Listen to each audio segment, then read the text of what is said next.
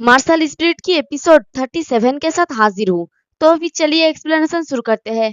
पिछले एपिसोड में हमने देखा था कि हमारा चेनफेंग अपना ब्रेक थ्रू कंप्लीट करने की कोशिश कर रहा होता है, जिस वजह से आसमान में बहुत बड़े बड़े थंडर गिर रहे होते हैं। ये देख के किनमोलिन परेशान होकर सोचता है कि चेनफेंग अगर मेरे जैसे डिवाइन डोर रियलम के मैन को अगर डिवाइन डोर रियलम में हाफ स्टेज पर रहते हुए कुचल सकता है, तो अगर वो डिवाइन डोर रियलम में सच में ब्रेक थ्रू कर जाता है तो क्या होगा।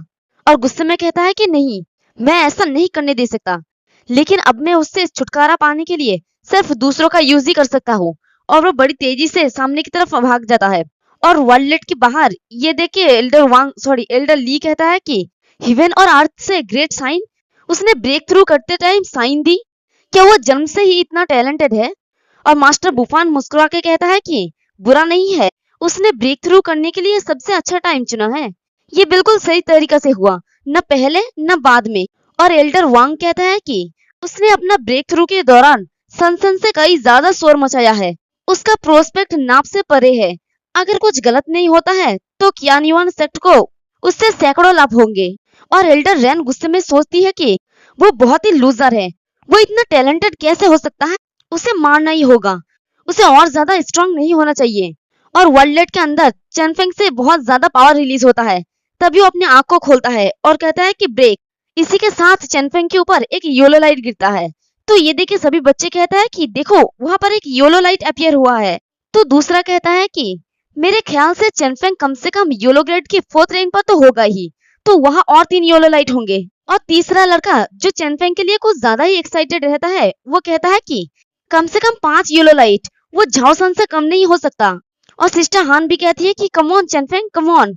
तो चेनफेंग ऐसे ही थोड़ी देर तक बैठा रहता है और कोई भी योलो लाइट नहीं गिरता। तो सारे बच्चे आसपास देखते हुए कहता है कि है अभी तक सेकंड योलो लाइट क्यों अपीयर नहीं हुआ है। तो दूसरा कहता है कि दूसरा योलो लाइट के बजाय पहला योलो लाइट तो गायब होते दिख रहा है। तो तीसरा कहता है कि क्या ये खत्म होने वाला है। और मास्टर बुफान भी थोड़ी परेशान होता है और कहते हैं कि क्या ये इम्पॉसिबल है। और एल्डर वांग भी हैरानी से कहता है कि वो बस योलो ग्रेड की 1st रैंक पर है। और एल्डर ली तो जोर जोर से हंसने लगता है और कहता है कि मैं तो हंसना बंद ही नहीं कर पा रहा हूँ। उसने इतना बड़ा शोर मचाया और योलो ग्रेड की 1st रैंक पर बन गया। जन्म से टैलेंट, मुझे लगता है कि वो एक लूजर है जो हमें 100 सालों में एक बार मिला था। और एल्डर रैन भी अपनी मन में हंसती हुई कहता है कि हाँ, सच में एक लूजर लूजर ही रहता है। और इधर चेनफेंग और भी ज्यादा कोशिश करता है ताकि उसके ऊपर और ज्यादा येलो लाइट गिरे। और ये सारे बच्चे देख के कहता है कि ये सच में खत्म होने वाला है, आसमान में विजन डिसअपियर होने वाला है। तो दूसरा कहता है कि मुझे उम्मीद नहीं था कि चेनफेंग जो डिवाइन डोर रियलम में एक मैन को कुचल सकता है, वो एंड में सिर्फ योलो ग्रेड की 1st रैंक पर है। तो तीसरा कहता है कि मुझे लगता है कि ये चेनफेंग की लायक नहीं है, वो बहुत ही हार्ड वर्किंग है, लेकिन उससे जो मिला वो ये था। और सिस्टर हान की तो आंखों में आंसू आ जाती है। वो कहती है कि क्यों चेनफेंग के साथ ऐसा ट्रीट क्यों किया गया, क्या उसने पहले ही बहुत कुछ नहीं सहा है। गॉड, आप इतना अनफेयर क्यों करते हैं। तो चेनफेंग कहता है कि यूएर मेरे बारे में चिंता मत करे। और वो मुस्कुरा के कहता है कि योलो ग्रेड की 1st रैंक, क्या मैं डिवाइन डोर रियलम में नहीं हूँ, मैंने ये कर दिखाया। तो सिस्टर हान और भी ज्यादा रोने लगती है और कहती है कि चेनफेंग तुम। तो चेनफेंग कहता है कि इसके अलावा मैं बस योलो ग्रेड की 1st रैंक पर हूँ, तो क्या हुआ, मैं डिवाइन डोर रियलम की हाफ स्टेज पर रहकर एक डिवाइन डोर रियलम के रहने वाले बंदी को कुचल सकता हूँ। और मैं योलो ग्रेड की 1st रैंक पर रहते हुए ही मार्शल आर्ट के टॉप पर पहुंच सकता हूँ। गॉड भी मुझे नहीं रोक सकते। तभी उसकी स्टोमक पर जो एंशियंट कॉल्ड्रॉन था वो चमकने लगता है। ये देख के चेनफेंग थोड़ा हैरानी से कहता है कि वेसल हिल रहा है और इसी के साथ उसकी बॉडी में जबरदस्त एनर्जी रिलीज होने लगता है और वो जोर से चिल्लाने लगता है। और इधर वर्ल्ड के बाहर एल्डर ली जोर जोर से हंसते हुए कहता है कि क्या वो लड़का एक्साइटमेंट के मारे पागल हो गया है और ये कहने का हिम्मत कर रहा है कि वो येलो ग्रेड की 1st रैंक पर के साथ मार्शल आर्ट की टॉप पर आ सकता है। क्या वो मार्शल आर्ट की टॉप को एक छोटा सा हिल समझता है कि जाओ और जाके चढ़ जाओ। तभी एल्डर वांग कहता है कि हे एल्डर ली, हंसना बंद करो और देखो अभी क्या हो रहा है। तो वो बेफिक्र होकर कहता है कि क्या ही हो सकता है, उसके पास 2 और येलो लाइट होगा। लेकिन तभी उसका नजर पोर्टल पर पड़ता है और कहता है कि व्हाट द फक, यह तो सच में और 2 है, ये कैसे पॉसिबल हो सकता है, क्या ये अभी खत्म नहीं हो गया था। और मास्टर बुफान चेनफेंग को देख के कहता है कि मैं जानता था, मैं जानता था कि तुम मामूली नहीं हो सकते हो चेनफेंग, तुम मुझे निराश नहीं कर सकते हो। और एल्डर रेन सोचती है कि बस येलो ग्रेड की थर्ड रैंक अच्छा है, एक लूजर से स्ट्रॉन्गर, बट अभी तुम लूजर ही हो। तभी और 3 येलो लाइट गिरता है, तो ये देखिए एल्डर रेन हैरानी से चिल्ला के कहती है कि क्या और 3? तो total 6 yellow grade light Chenfeng के ऊपर गिरता है। और ये देखिए सिस्टर हान तो अपनी आंसू भरी आंखों से खुश होकर कहती है कि 6 येलो लाइट, येलो ग्रेड की 6th रैंक। और वहां पर बारिश भी स्टार्ट हो जाती है। तो सिस्टर हान मोरनी की तरह बारिश में नाचते हुए खुश होकर कहती है कि यही है जो चेनफेंग डिजर्व करता है, चेनफेंग इसका काबिल है। और वो तो खुशी के मारे उछलने लगती है।